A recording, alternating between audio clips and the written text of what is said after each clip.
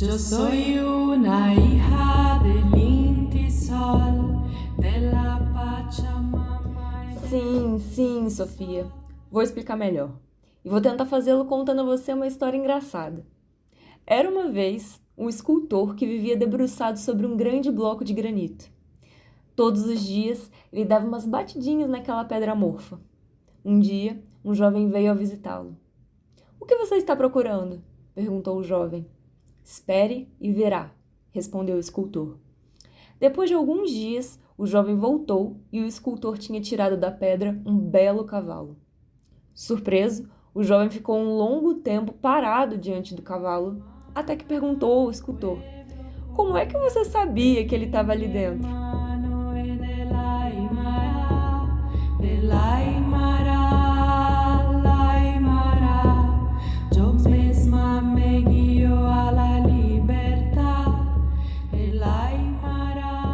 Mas e aí, gente?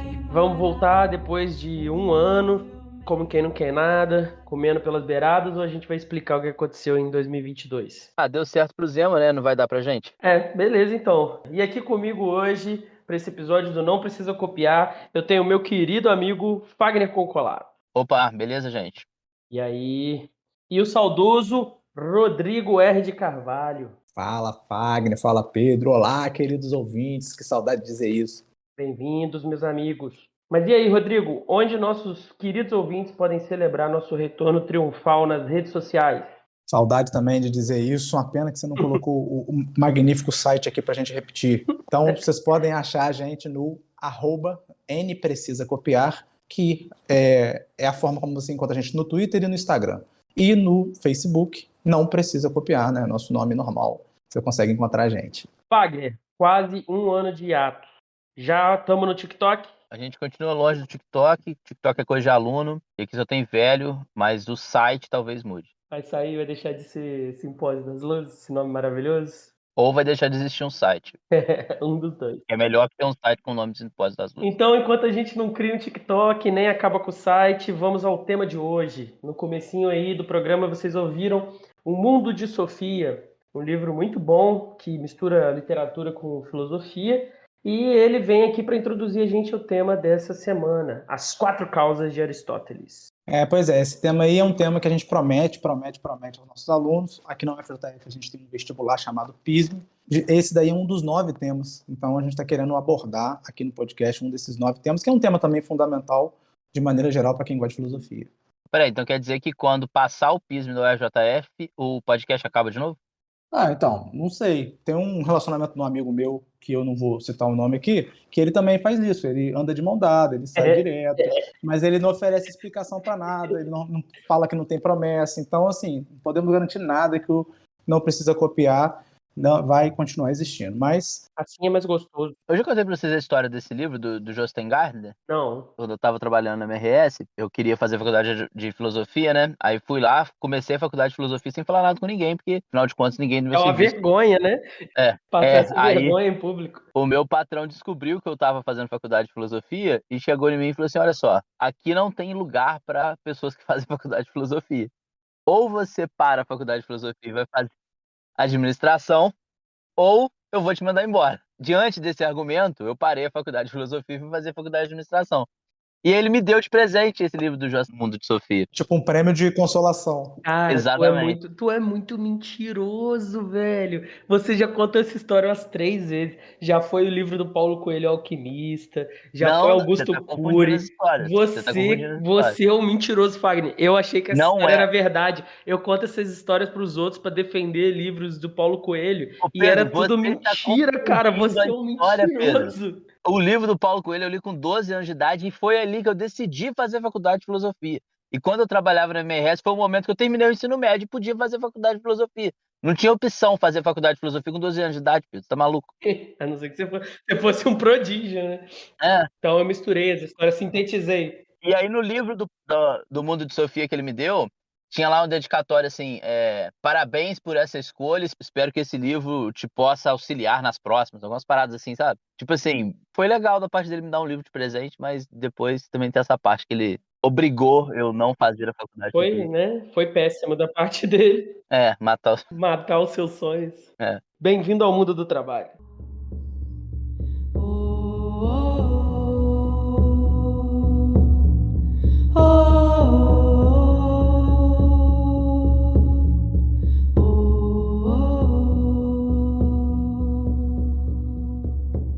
Aristóteles dividiu as ciências em 3 ramos: as ciências teoréticas, que buscam o conhecimento em si mesmo; as ciências práticas, que buscam saber para usá-lo na busca da perfeição moral; e as ciências poéticas, que buscam saber para fazer algo dele, tudo entre escrever teatro e remendar sapatos. Na lógica dele, as mais importantes são as primeiras, com temáticas como matemática e psicologia. Nessas ciências de primeira ordem estão incluídas a metafísica e a física. São os livros em que ele discute a questão das causas. Aqui nós vamos focar na metafísica, já que ela discute o assunto, e é também a mais elevada das ciências para Aristóteles. Ele acredita que é em função dela que todas as demais ciências são possíveis. E o que é metafísica, então? O termo em grego diz aquilo que está além da física, e sabemos que não aparece esse termo nos textos de Aristóteles. Então existe a especulação de que teria vindo posteriormente, o termo teria vindo posteriormente, em Alexandria, onde Andrônico de Rhodes estava editando os textos e, não encontrado uma definição exata do objeto desses textos, deu a eles esse apelido. Teve um professor uma vez que falou que era só a ordem dos livros na prateleira do Andrônico de Rhodes. Tinha o livro da física e tinha o outro, que vinha além da física, depois do da física. Se ele tivesse colocado antes, a gente estaria discutindo hoje o pré-física. Só que, como todo apelido que não tem nada a ver, esse apelido acabou pegando. Mas o nome que o Aristóteles dava para esse ramo do pensamento era outro. Talvez não o ramo, mas a raiz, já que ele acreditava que compreender isso era muito importante. Ele chamava de filosofia primeira. Tem até uma figura do Descartes sobre isso, Ele fala que a metafísica são as raízes do conhecimento, a física o tronco e as outras ciências os galhos. Mas isso é coisa para a aula de Descartes. Ele definiu sua metafísica, ou filosofia primeira, de formas diferentes em seus textos. Mas, em geral, as definições nos dizem que a metafísica indaga sobre as causas e princípios primeiros da realidade. Quando dizemos princípio, estamos falando de uma ideia de condição ou fundamento. Tenta compreender o ser enquanto ser, e não como um aspecto específico do ser. O Aristóteles começa sua metafísica justamente analisando como seus predecessores trabalharam. Então, ele discute como os filósofos antes dele estudaram essa causa primeira. E, segundo ele, esses achados vão quase chegar lá, mas demonstrando a sua humildade, eles não vão acertar tanto quanto ele. Aí a gente tem Leucipo e Demócrito, que formularam o atomismo antigo. Foi uma visão materialista da realidade e que postulava que a base de tudo eram os átomos e o vazio. E o Empédocles, meio que resumindo os pré-socráticos, ele pensou que o fundamento da realidade eram os 4 elementos do Avatar, ou do Capitão Planeta, se você for mais velho: fogo, terra, água e ar. E esses 4 elementos se juntavam e se dissolviam por causa de 2 forças. Aí você pensa, eles acertaram os átomos, será que meteram uma gravidade ou força eletromagnética na antiguidade também? Mas não, as forças eram o amor e o conflito. Um pouco mais poético, Cara, eu ia criticar a sua fala aí do Capitão Planeta, porque no saudoso Capitão Planeta era fogo, terra, água, ar e amor. Só que aí Não. o coração, é. E aí você vai lá e me mete um amor também, então era realmente 100% Capitão Planeta. Não, porque o é Capitão verdade. Planeta não tinha conflito. Tinha um conflito com os Tinha um inimigos do conflito meio com ambiente, o Pig olha, lá. é verdade. Mas voltando ao negócio as forças do amor e conflito, se a gente pensar bem, o amor aqui é considerado uma força que aproxima e o conflito uma força que afasta. Eu não tenho muita certeza disso, mas eu acho que tem alguma teoria da física que considera que as forças do universo são só essas mesmo, só que com o nome de gravidade e expansão. Mas pode ser que eu esteja falando merda. Acho que tem uma parada da química também, Dos elementos que têm mais amor um pelos outros, que são mais atraídos um pelos outros. Eu me lembro disso aí também. Elementos químicos têm mais amor um pelos outros. Você não lembra disso, não? O Humberto já falou isso aí. Elementos que é uma tentativa de fazer uma releitura da química a partir desses conceitos românticos. Eu nunca vi isso. Eu também nunca vi, não. Eu já vi alguma coisa da física falando que a gravidade seria essa força primordial do universo e que a expansão seria também outra força primordial do universo. Eu acho que tem mais forças, Não sei. Mas como você disse, Você pode estar falando Eu não merda. tenho certeza de porra nenhuma. Provavelmente estou falando merda. Anaxágora imaginou que cada coisa tinha suas sementes e que a mente dirigia o desenvolvimento das coisas. E os pitagóricos diziam que a matéria era indeterminada e os números eram o limite dessa indeterminação da matéria. Daí a gente pula o Sócrates e vamos direto para o Platão, que, segundo Aristóteles, descobriu que existiam causas materiais e formais da realidade, e que tudo era arranjado para o melhor, segundo um fim. E quando a gente diz que, segundo Aristóteles, não vale só para o Platão, não, já que alguns comentadores vão dizer que ele mais distorce do que analisa os filósofos que a gente mencionou. Então o Aristóteles dá essa adaptada nos outros para ele parecer o fodão. Leve adaptada. Enfim, ele dá essa volta toda para dizer que as gerações antes dele antecipam vários elementos da sua teoria, mas não chegam aos seus pés. Um vai valorizar o papel da matéria, mas vai parar aí. Outro vai perceber que a realidade tem 4 causas, mas vai conceituar elas erradas. Um terceiro vai notar a relação entre forma e matéria, mas não vai preocupar com mais causas. Ou seja, todos quase lá, mas nenhum na mosca. Só ele, o bonzão. Olha, queria deixar a minha contribuição aí de que o Platão é responsável por essa humildade do Aristóteles, porque diz a lenda aí que ele chamava o Aristóteles de a inteligência quando ele entrava na sala de aula. Então, ele foi mal acostumado. Porra, o cara faz a grande síntese ali das causas e vocês ficam aí esculhambando o cara como se ele tivesse, como se fosse uma falsa O ponto modéstia. todo do Fagner é esse. Ele faz a grande síntese no livro dele, segundo ele. Tu quer que ele faça a síntese aonde, porra? Tem que ser Ninguém no de livro dele. fora, ninguém de fora pegou e falou isso, não. Ele falasse assim, olha que evolução do pensamento aqui. Aí, mas precisava dar um passo a mais, mas não, ele é todo mundo merda, menos ele. Eu sou a favor. Isso aí, se achou merda, se achou que fez um negócio superior, tem que dizer, eu odeio essa falsa humildade. Pô, mas ele tá sendo desumilde com os caras que, tipo assim, Foi desumilde nada, encaminhado falou pra que ele correr, velho. todo mundo deu contribuição e ele tá só reunindo as causas. Só isso. Cara, vamos ter que ler a metafísica daqui a pouco aqui, recitar a metafísica. O cara não é esse crapulão que vocês estão pintando. Eu acho que aquela frase lá do Newton lá que tava subindo nos ombros dos gigantes, o Aristóteles tá cagando nos ombros dos gigantes que ele subiu. Entendi. E qual é a diferença de Aristóteles? Ele queria investigar as causas e princípios gerais do ser, igual esses daí. Não queria estudar um ser em particular, como um ser vivo na biologia ou as construções humanas na arquitetura. Então, no que ele se difere? Em primeiro lugar, ele já começa podendo comparar os esforços que vieram antes. Então, ao buscar ir além, acaba percebendo que as explicações soltas não eram suficientes, mas juntas elas eram. Nem só matéria, nem só forma, nem só movimento. Nem só uma ou duas, mas 4 causas.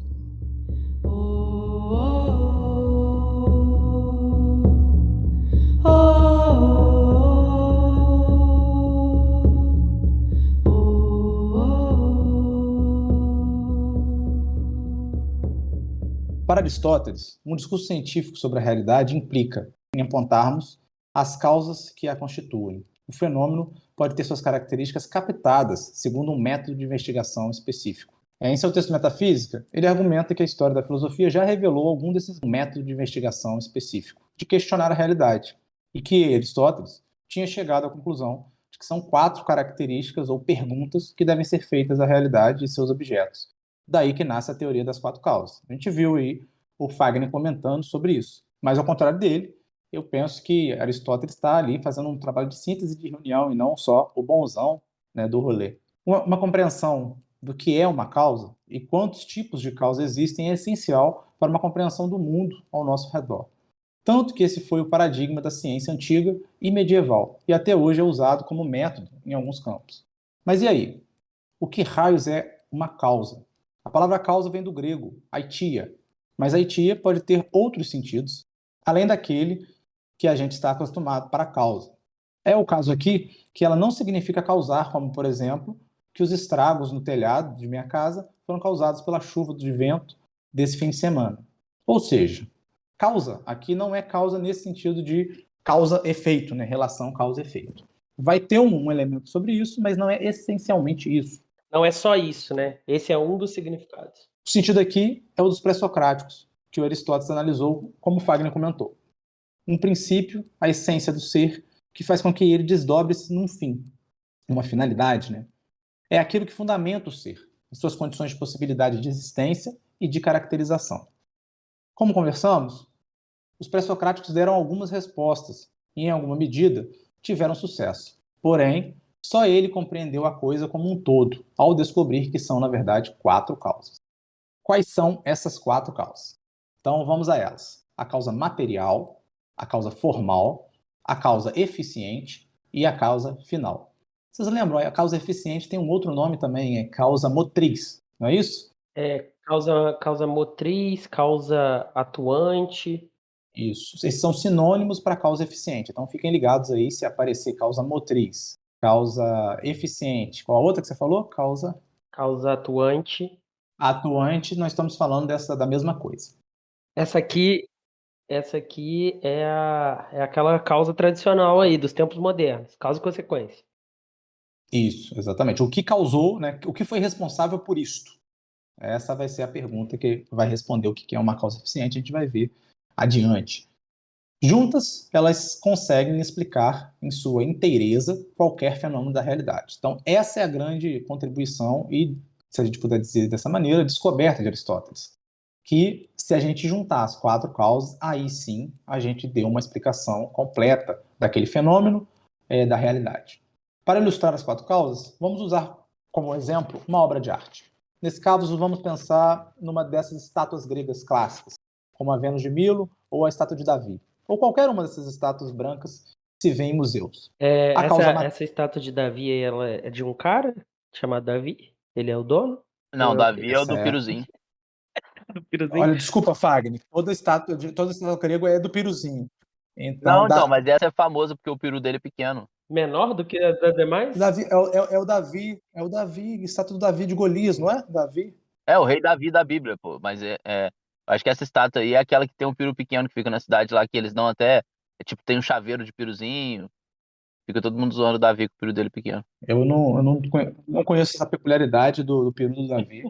Eu achei que era um padrão grego o peru ser representado. Eu já ouvi boatos que os gregos representavam o piruzinho, porque lá na cultura deles eles acreditavam que o piruzão significava que a pessoa não tinha uma mente muito evoluída, ela era ligada às coisas do corpo, assim, os desejos, e aí esse piruzinho é um sinal distintivo de inteligência. Aparentemente, então, Deus faz o corpo e a mente inversamente proporcional, né?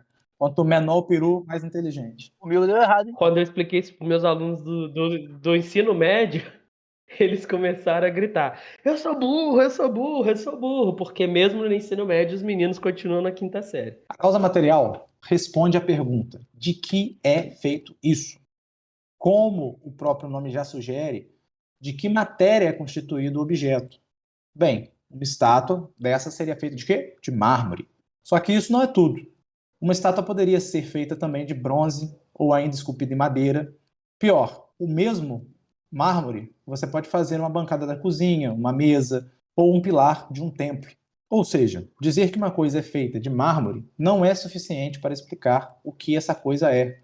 Pensem nos corpos humanos. Materialmente, são constituídos de maneira muito similar, de modo que, apenas pela causa material, fica difícil captar a diferença entre eu, Pedro, Fagner ou vocês. Vamos precisar de mais uma causa para explicar essa coisa. Avançando para a próxima causa, que nos ajuda a compreender a realidade e seus fenômenos, temos a causa formal. Em resumo, ela tenta responder como foi organizada essa matéria, como é sua estrutura, arranjo, ou, como o nome sugere, forma. O que faz dessa coisa aquela coisa e não outra coisa? O que mantém tudo junto? Como a forma que a coisa foi realizada permite que ela funcione? Pedro tem um exemplo magnífico para tornar isso mais claro. É muito simples, né? Você já falou que do mármore pode ser feito várias coisas. E isso a gente vê em várias outras paradas na natureza. Então, por exemplo, as células do corpo. As células vão lá, os mesmos componentes, né? Carbono, hidrogênio, oxigênio, formam as células diferentes. E células vão lá e formam órgãos diferentes, tecidos diferentes, pessoas diferentes. Os átomos dos elementos, você tem hidrogênio, você tem urânio, você tem ferro, irídio, sódio, e todos eles são feitos da mesma coisa. Prótons, elétrons, nêutrons e outras partículas menores ainda que eu não lembro o nome. Todos eles são feitos da mesma coisa, tudo isso que eu falei. Qual a diferença de um para o outro? O que faz desses prótons e desses elétrons aqui carbono, e o que faz desses prótons e desses elétrons daqui hélio? Qual é a diferença? Então, quer dizer, a forma, o arranjo que eu faço, que eu junto esses prótons e elétrons, causa um objeto diferente, causa uma coisa diferente. No caso aqui, um elemento. A questão aqui é que, por forma, na metafísica, não estamos falando necessariamente de uma forma geométrica, tipo um retângulo ou um cubo. Pode até ser se nos perguntarmos sobre a causa formal de uma mesa. Uma mesa retangular, uma mesa quadrada. O Aristóteles está querendo saber o que determina essa matéria em sua essência particular. Mais uma vez, chamo o roteirista desse episódio para nos apresentar um exemplo fantástico que não fui capaz de compreender.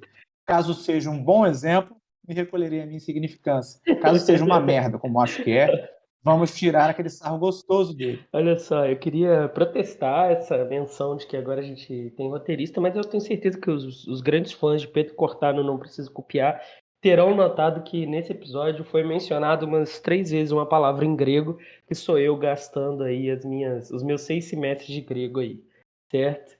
O exemplo é simples também, não sei qual foi a confusão. Você tem, por exemplo, uma palavra, pega aí bola, certo?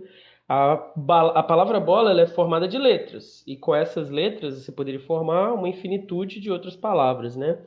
Só que aí se você colocar B, O, L, A, uma letra depois da outra, você tem uma palavra que é bola. Essa palavra significa uma coisa específica, que é um objeto esférico que você usa para jogar, para praticar esportes ou brincar. Esse objeto esférico é a forma geométrica, mas a causa formal da palavra bola é a ordem das letras e das sílabas que formam B, O, L, A, bola. Então não tem segredo aí. Eu não sei se vocês estão acordados, ouvintes. Eu dormi aqui rapidamente, mas vamos deixar ele concluir. Por que você é inimigo das bolas, cara? Que é isso? Eu também não entendi nada, Pedro. Eu sou inimigo do exemplo ruim, no que é o caso. Só isso, cara. O arranjo da matéria, então, as coisas que tem lá no núcleo da célula, as estruturas que tem dentro do carro, que fazem ele se mover com combustível, a alma que guia o corpo do ser humano aí na concepção do Aristóteles, isso é a causa formal. Simples assim. Isso eu tô tudo de acordo, eu só não gostei do bola. Não gostou de bola. É porque você foi dar o exemplo de um objeto, só que em vez de dar o exemplo do objeto, Linguístico, você está fazendo linguístico, é. Você desse o Exatamente, exemplo da bola como um objeto em si, falando assim, não, a bola pode ser de couro, de plástico, mas ela toda tem essa forma. E ele piora tudo, porque ele ainda fala assim, objeto esférico para brincar. Isso é finalidade. Então isso não indica que tá aqui, porque a gente está falando da forma por enquanto só. Você podia dar o exemplo dos gomos da bola de couro. Se você pegar um gomo sozinho, ele não é nada, mas aí você junta todos os gomos, ele forma a esfera e aí se torna uma bola. Só o Fagner pode fazer exemplo daqui por diante. Eu queria destacar a diferença da forma geométrica para. E o exemplo é justamente da palavra bola, nunca foi do objeto bola para destacar essa diferença, pô. O bola foi muito ruim, mas tudo bem, vamos em frente. Vocês se lembram então do trecho do Mundo de Sofia, lá no início do episódio? O que faz um bloco de mármore, uma estátua? Lá não tinha estátua com piruzinho, não. Era um cavalo esculpido na pedra. É preciso destacar que esses dois princípios, matéria e forma, estão ligados a outras duas noções importantes da metafísica do Aristóteles, ato e potência. Esses dois conceitos serão usados para explicar como se dá o movimento. A matéria é ontologicamente indeterminada. Ontologia é outro jeito de dizer o estudo das causas do ser, da essência do ser. Então, isso quer dizer que a matéria é, em essência, pura potência. Por quê? Ela pode se transformar em qualquer coisa. Então, imagine um bloco de mármore, ou melhor ainda, um pouco de argila. Aquela massinha de criança brincar. Aquilo é matéria e aquilo é pura potência. Por que aquilo é dado para as crianças? Porque dali elas podem criar, deixar sua imaginação voar e produzir o que elas quiserem. A matéria é potência, no sentido que tem capacidade de receber forma. A matéria poderia ser qualquer coisa, mas só quando ela se une com a forma, ela se torna algo determinado. Ou seja, alguma coisa em particular, como fogo, madeira, pregos, células, substâncias. É meio algo que a ciência redescobriu. Falamos do mármore, que poderia ser uma bancada ou uma pilastra. Então, como fazer dele uma estátua? É só dar-lhe a forma de alguma representação, seja de alguém que existiu, como uma estátua de um rei, ou de algum conceito abstrato, como a justiça.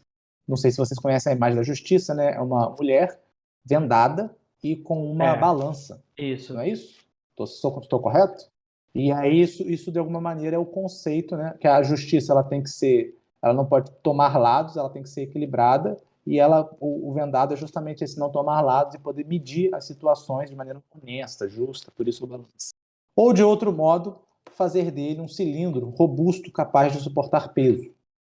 Isso significa que a forma é ato, ou seja, quando uma das possibilidades da matéria é realizada. Então, se a gente parar para pensar, a matéria ela é pura potência, e ela só se torna algo quando o ato se realiza. E aí ela morre enquanto potência de outras coisas. Então, se você pegou a argila e transformou num vaso, o vaso secou e enrijeceu, pronto. Agora não é mais tua potência, é um ato puro, é a realização pura. Mas isso não significa que acabou. Enquanto tiver matéria, há algum nível de potência. Só que agora é um composto de matéria e forma, que em certo grau é mais ato que potência. Esse composto de matéria e forma é chamado sínulo, que é a substância sensível com a qual interagimos. Nessas duas primeiras causas, matéria e forma, são os princípios intrínsecos dos seres, ou seja, são princípios internos das coisas, em contraste com os próximos, que serão extrínsecos, vindos de fora ou voltados para fora. Temos tudo que precisamos? Fim, acabou, só temos essas duas causas. Ficou faltando algo? Para que a gente vai precisar de outras duas causas, se parece que tudo pode ser explicado com essas duas?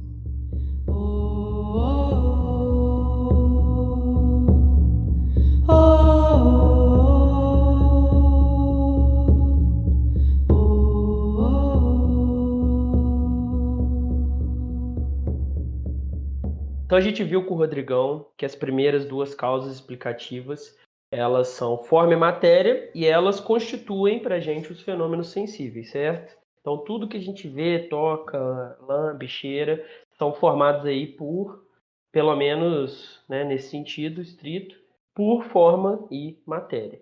Só que aí, no que diz respeito à capacidade de explicar, lembra que o Fagner disse que a ideia aqui é fazer uma ciência que explica a realidade?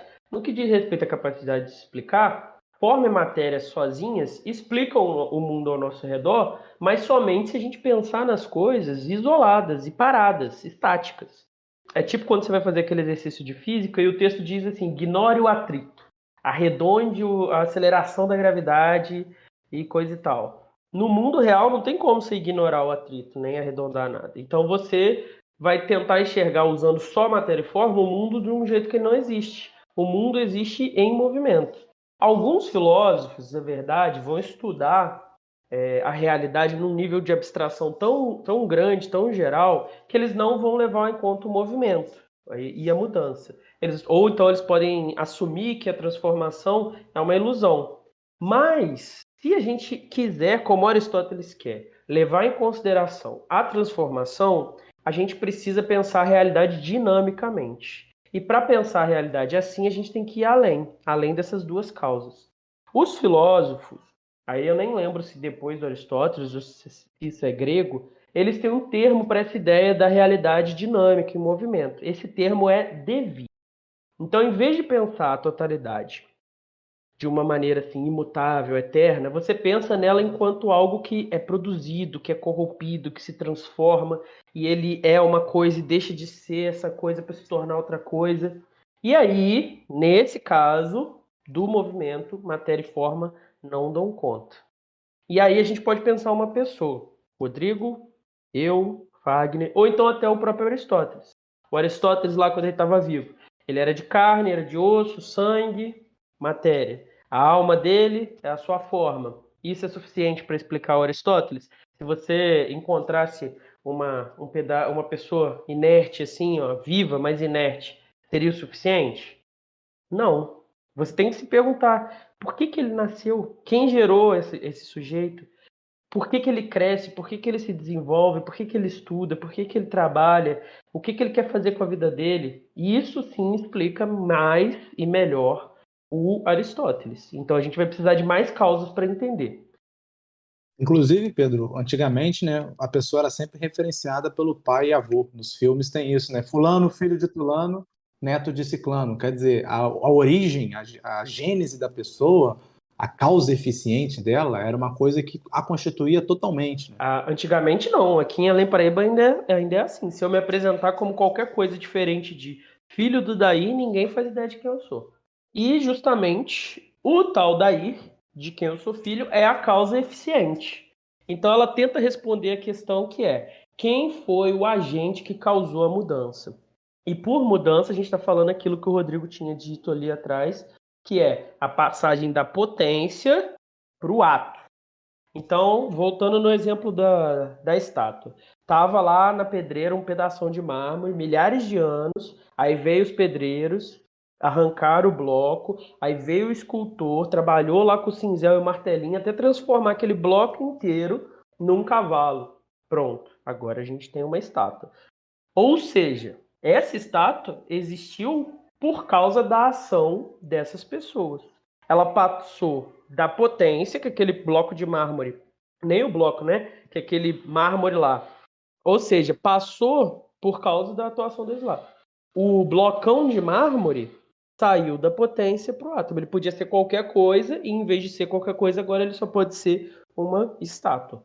E quem foi a causa eficiente foi esse artista, o escultor. Também a gente pode pensar, aquele amigo que te dá um conselho, te evita fazer uma merda, e, como eu disse, o meu pai e minha mãe são minhas causas eficientes, e os pais das outras pessoas aí, suas causas eficientes. Então, para ficar claro, vejam como é que vai se estendendo o conhecimento do objeto. Então, primeiro eu olho e falo, é madeira, que é a matéria da coisa que eu estou olhando e estou tentando observar e tentando entender. Aí depois eu olho, não é só madeira, é uma mesa, está colocado com 4 pés, suspensa e um retângulo em cima de madeira. E depois eu penso, nossa, foi feito pelo homem, dá para ver que foi esculpido essa madeira em uma madeira específica. E depois vamos chegar já na quarta causa. Então é tudo uma expansão do conhecimento sobre os fenômenos do mundo, da realidade. Cada vez entendendo melhor, é um processo. E aí o que sobrou foi a causa final. A causa final é o propósito. Ela tenta responder a seguinte pergunta: por que isso foi feito? Por que razão o escultor fez essa estátua? Por que razão o meu pai teve filho? Para que serve a mesa do Rodrigo? Para que ela existe? Qual é o objetivo que você está alcançando fazendo isso, criando isso, realizando isso? Então, pensa lá no escultor do começo do programa. Fazer estátuas é como ele se sustenta, é o seu ganha-pão? Ou ele é um cara inspirado que produz estátuas por prazer somente porque ele quer criar belas peças? Será que ele queria chocar a sociedade? Então ele pegou um mictório, botou lá e falou uma estátua para chocar? Ou então ele queria representar alguma coisa com aquela estátua daquele cavalo que ele congelou o trote do cavalo naquele mármore ali que ele esculpiu? Independente de qual especificamente foi a razão, o fato é, sem um fim, sem um propósito, a estátua não seria construída. E por isso a finalidade também tem que ser considerada como uma das principais causas de explicar a realidade. Veja só, a passagem de potência para ato não é só feita por causa da causa eficiente. A passagem de potência e ato não é só feita pela causa eficiente, não. Se o autor da causa eficiente não tiver um propósito, ela não acontece. Então, o propósito é tão importante quanto a autoria. E isso significa que o Aristóteles tem uma visão teleológica do mundo. Não confundir isso com a visão teológica, que é o estudo racional de Deus, ou de um sistema de crenças sobre Deus. Teleológica é essa finalidade que está ou no mundo ou nas pessoas quando elas estão tentando empreender alguma coisa. Exatamente. É que nem um míssil teleguiado. Você solta o míssil, ele tem um alvo e ele vai chegar lá. E aí hoje em dia, né, a gente aprende na escola que chove porque o vapor d'água se condensa nas nuvens e depois ele cai com a força da gravidade. Aristóteles ensinaria isso lá no colégio dele, que chamava Liceu, mas ele faria uma pequena correção. O vapor que se condensa nas nuvens, ele é a causa material da chuva. A temperatura fria que esfria esse vapor é a sua causa eficiente. Ele não falaria de uma gravidade, mas ele diria que é a natureza das coisas que estão em cima ir para baixo, e isso seria a causa formal da chuva. E aí ficou faltando uma causa final. Eu e vocês, a gente responderia, não tem causa final. A chuva cai porque cai. Mas o Aristóteles não. Ele diria o seguinte: chove porque as plantas precisam de água, os animais precisam de plantas e de água para viver. Então todos nós precisamos dessa água para continuar vivendo. Ou seja, tanto eu quanto vocês, quanto a chuva, todas as coisas da natureza fazem aquilo que elas fazem com um propósito. Elas têm uma tarefa vital para cumprir. Tudo segue um objetivo. E o objetivo em grego é o telos, como o Rodrigo tinha mencionado ali. E é por isso que a gente fala de uma visão teleológica. Aqui está o salto fundamental da filosofia, né? Porque, por exemplo, você pode dizer e me explicar tudo sobre a vida através da biologia, mas a pergunta teleológica e metafísica por excelência de por que existe vida? Porque não tem só um mundo mineral sem vida. Da onde veio isso? Qual é a função dessa vida no mundo? Essas são perguntas sobre a metafísica, sobre a teleologia. Exato. A ideia das 4 causas é fornecer uma explicação racional da realidade. E a teleologia dá uma explicação para as regularidades que a gente nota que são, até esse momento, inexplicadas. Dá uma razão de ser, dá um porquê justamente para essas coisas. Então, por exemplo, o Aristóteles ele era realmente um cientista bem próximo, assim, ele tinha um método diferente, um paradigma diferente, mas ele, por exemplo, estudou as arcadas dentárias, as diferentes plantas, ele realmente era um empirista nesse sentido. E ele observou lá, os herbívoros, os animais que comem planta, eles têm os dentes num formato. Os carnívoros que comem só carne, eles têm os dentes noutro formato. É coincidência que os dentes dos herbívoros sempre são assim e os dos carnívoros sempre são assados? Ele vai dizer que não, que é uma causa final. E isso vai explicar essa regularidade. Mesma coisa para o ciclo das chuvas. É melhor essa explicação, na visão do Aristóteles, do que dizer que é mera coincidência. E isso, essa identificação de um propósito nas coisas, ela vai ser o paradigma da ciência que vai reinar na época. Vai ser em cima disso que vai funcionar boa parte da ciência antiga e medieval até a mudança de paradigma lá no processo, lá na Revolução Científica, bem posterior. Hoje parece absurdo, né, pelos nossos critérios, mas funcionava, porque também é uma visão bem próxima da religiosa, né, que era mais dominante nessa época. Então as coisas casaram muito bem. Só que aí você pode estar se perguntando, os caras começaram falando que era a causa primeira, né, que nem o Rodrigo mencionou. E aí a gente está discutindo os dentes dos carnívoros e meteorologia. Não tem problema. Por quê? Enquanto metafísica, realmente a ideia é explicar as causas primeiras, né? Esclarecer essas causas primeiras. Só que, como a gente disse, a teoria das causas ela é tratada tanto no texto de metafísica do Aristóteles quanto no seu texto física. E o modo como ele é tratado nos dois é bem parecido. Inclusive, algumas pessoas comparam assim que é quase igual. Então, de fato, o Aristóteles entende que esse método pode ser usado para dos dois modos. Tanto você pode se interessar pelas causas gerais dos fenômenos, quanto pelas causas particulares de fenômenos particulares. Então, você pode estudar tanto metafísica ou coisas específicas com esse método. E é justamente assim que a gente usou e pode usar até hoje essas 4 causas para compreender para compreender e iluminar os fundamentos das coisas que estão ao nosso redor no mundo. Não é à toa também que foi justamente na obra do Aristóteles surgiram vários campos, né, como a taxonomia, botânica, política. Ele explorou várias coisas porque ele encontrou um método que servia tanto à filosofia quanto a essas outras áreas. Eu fiquei pensando também que como é que isso serve para tudo, né? Você recebe uma notícia e você não sabe se é uma fake news. Se você fizer as perguntas das causas, elas te ajudam a iluminar o caminho. Quer dizer, quem foi que fez esse texto? Qual é a finalidade, no caso política, dessa pessoa que escreveu esse texto? Então, 2 das causas, se você souber a resposta para essas 2 causas, isso já te ilumina para ver a qualidade desse texto, se ele é um texto interessado, se não é, se ele é um especialista, se não é. Então, assim... O que eu fico pensando é a escola debate tanto a coisa da interdisciplinariedade, e eu acho que essa que seria uma chave excelente, né, para construir a interdisciplinariedade. Se a gente, em vez de trabalhar com ciências humanas exatas da natureza, a gente trabalhasse com as causas, a gente ia ver como uma parte do conhecimento que os alunos estudam, ela explica uma causa material ou uma causa eficiente, e a outra parte explica uma outra causa e uma outra causa. Dá para ver bem como as coisas se emendam dentro das 4 causas, não é tão separado quanto parece no currículo hoje, né? Eu acho que apesar da gente estar aqui com a finalidade do pismo, eu acho que são ideias que têm relevância para além do pismo, gente. Com certeza. Yo soy hermana del pueblo Coya, del Inca hermano y del Aymara,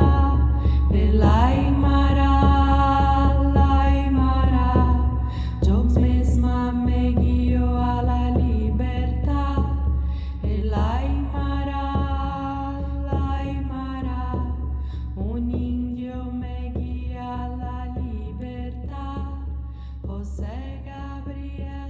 A nossa causa final de hoje era explicar o assunto do pismo, que não fizemos programa ainda. Abrindo aqui o site da Copel, entendeu? Digitando. Nossa, falso. PISM, módulo 3, 2019. De acordo com a teoria das 4 causas de Aristóteles, descreva quais seriam as causas do Cristo Redentor. Você vê que Juiz de Fora é tributário do Rio de Janeiro mesmo, né? O sonho de um juiz forano é realmente carioca Realmente, do né? Nordeste. É um fetiche gigantesco. E tem uma estátua do Cristo lá em Juiz de Fora também, né? Eu tenho a sensação que essa questão aqui claramente é do nosso grandioso carioca Castanhal. Será? Pô, faz sentido, hein? Então vamos em frente. Acho que todo mundo sabe o que é o Cristo Redentor. Você é melhor do que todos aqui, né, Rodrigo? Que nadava na Baía de Guanabara quando era criança. Eu nunca fui no Cristo Redentor, galera. Sou um carioca, como muitos que vergonha. nunca fui no Cristo. É um carioca típico, né? Porque nenhum carioca foi no Cristo Pois é, Redentor ainda. trágico, né? Enfim, Pois é, então vocês já conhecem o Cristo, a gente explicou as causas. Então, primeira causa material. Do que é feito o Cristo Redentor? Então, a Wikipédia diz que é concreto armado e pedra-sabão. Mas eu lembro de ver o Gugu e o Didi dando rolê no Cristo Redentor e ter umas coisas de metal por dentro também. Vai lembrar que o Gugu é paulista e o Didi é cearense, né? Que reforça a ideia que nenhum carioca vai lá. Aqui, esse programa, essa sessão aí de visitar o Cristo, passou antes ou depois da banheira? Muito provavelmente teve uma sessão de banheira antes do Cristo e uma sessão de banheira depois do Cristo. Exatamente. Mas para efeitos de nota, se você colocar lá na sua prova do PISM, concreto ou pedra-sabão, tá tudo bem. Eu tenho a impressão também que os corretores não vão saber que era feito de pedra-sabão, porque eu até hoje achava que era pra concreto. mim, concreto já é difícil, é cimento, meu irmão. Bagulho ali, simplesão. É. Mas cimento sem água, Então, depois da causa só formal. pó, né? Então não daria. Então não dá para construir um Cristo assim. Depois da causa material, a gente tem a causa formal. Então você pega esse concreto, o metal que o Didi visitou, pega a pedra-sabão, coloca tudo isso junto no alto do Corcovado e no formato de um Cristo de braços abertos, virado para o Rio de Janeiro. Mas aqui, para além dessa causa formal, olha só que sensacional que diz aqui na Wikipédia. Não sei se isso aqui é relevante para o corredor do PISM, não, mas diz aqui o seguinte, ó. O Cristo Redentor é a maior estátua do mundo. Aí você lê e fica, caralho, parabéns, né? Mas não, é tipo assim, o Cristo Redentor é a maior estátua do mundo, vírgula, construída no estilo Art Deco.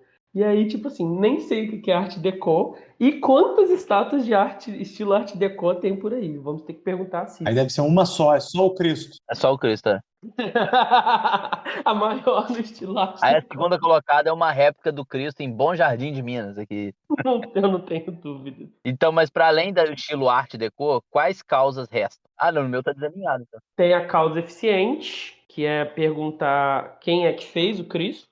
E aí a gente tem aqui na Wikipédia uns 4 arquitetos, um francês, uns brasileiros, mas não se menciona aqui o nome de um único pedreiro, que é uma palhaçada, porque a gente sabe que quem realmente construiu o Cristo foram pedreiros, né? Sem contar que se o professor que vai corrigir for marxista e você não considerar a causa eficiente os trabalhadores, o proletário, é 0 direto. Com certeza. E por fim, a causa final. O que vocês acham que seria a causa final? O Cristo está ali para quê? Turismo?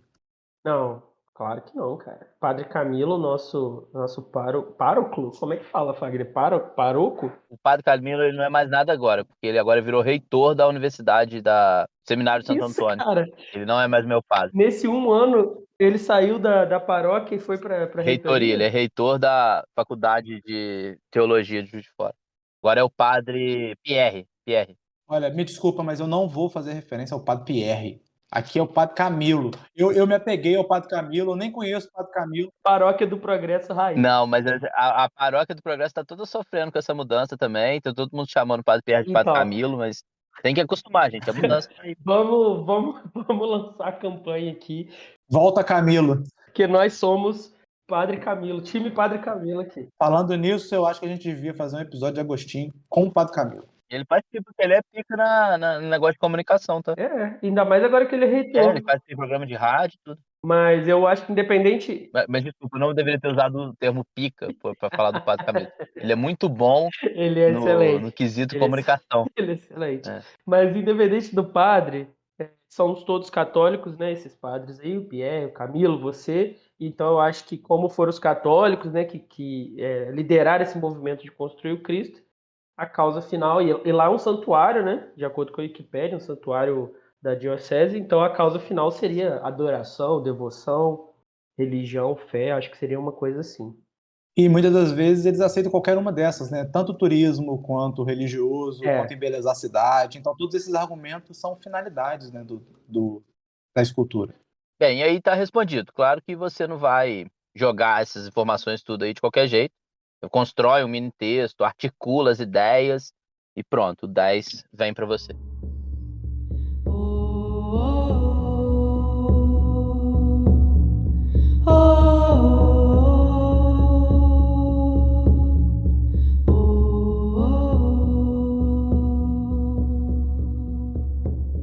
Então é isso, pessoal. Depois de um ano de hiato, um pouquinho mais de um ano, retornamos. E mesmo sem a gente explicar o que aconteceu em 2022, eu quero aproveitar esse momento aqui final para mandar um salve para as nossas causas para retornar, pelo menos as minhas, né? Eu queria dizer que eu fiquei muito feliz em ver os números, não preciso copiar nesse um ano aí. Então eu queria agradecer a todo mundo que continuou ouvindo a gente, mesmo nesse tempo. E especialmente para o meu aluno Alisson.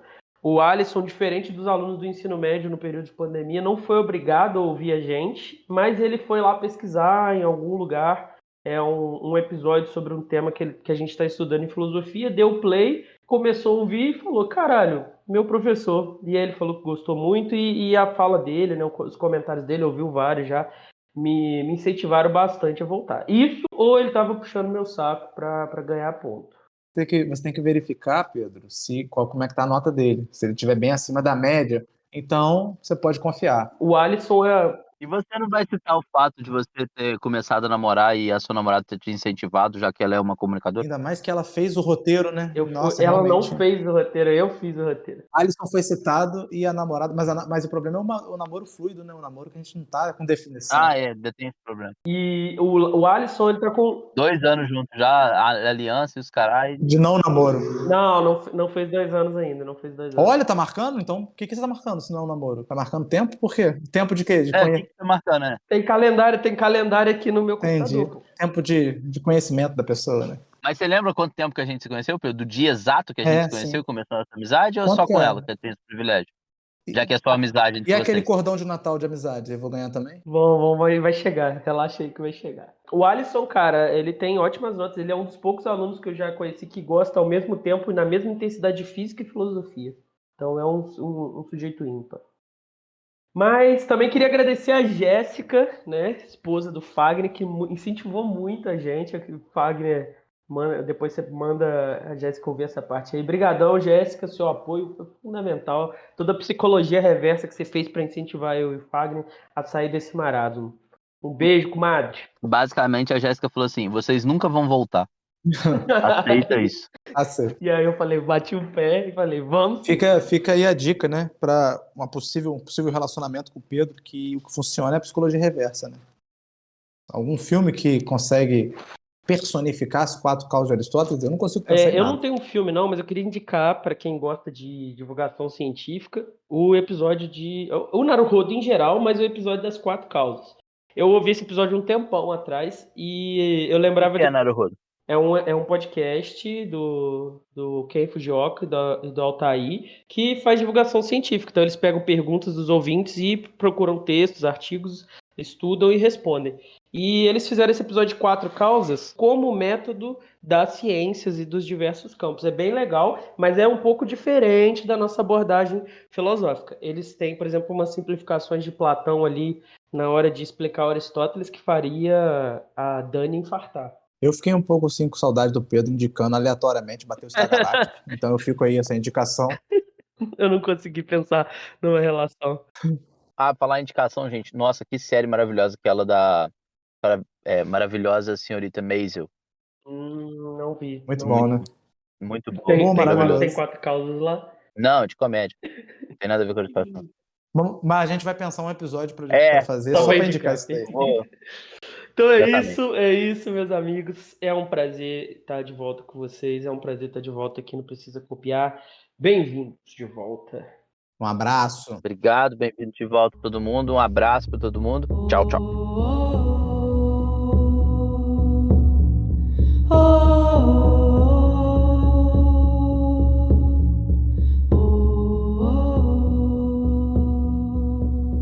Aí tem um aluno vindo aqui me encher o saco na porta do meu carro, cara. Olha, funcionando aí. Tá vindo aqui, eu tô gravando a parada, o cara tá vindo aqui, ó. Fala, Miguel. Tô gravando podcast. Ah, tá. É. Queria saber o que é áudio hoje. Eu não sei não. Ah, Eu beleza, tenho que vai, lembrar na hora. pergunta na hora. É, a gente vai tocando. É isso aí.